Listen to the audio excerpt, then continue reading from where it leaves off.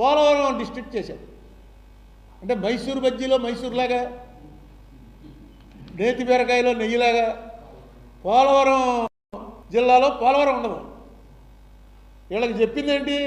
CM గారు CM కాకముందు వచ్చి, మీకు సీఎం అయిన తర్వాత సీఎం కాకముందా నాకు పంపిన వీడియో, మీ పోలవరం జనంకి నాకు వేరే జిల్లా ఏర్పాటు చేస్తాను, సమస్య లేదు, మిమ్మల్ని మీరు చేసిన త్యాగాలకి నేను చూసుకుంటాను అని ఆయన స్పీచ్ ఇచ్చాడు.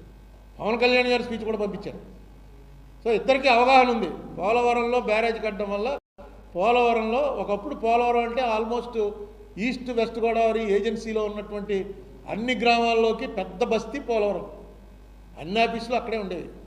అంతకు ముందుకు ఇంకా వెనక్కి వెళ్తే పోలవరం జమీందారు, ఆ జమీందారు గారు తాలూకు ఇప్పుడు కూడా ఆయన కొచ్చెర్లకోట, ఆయన లండన్లో ఉంటాడు.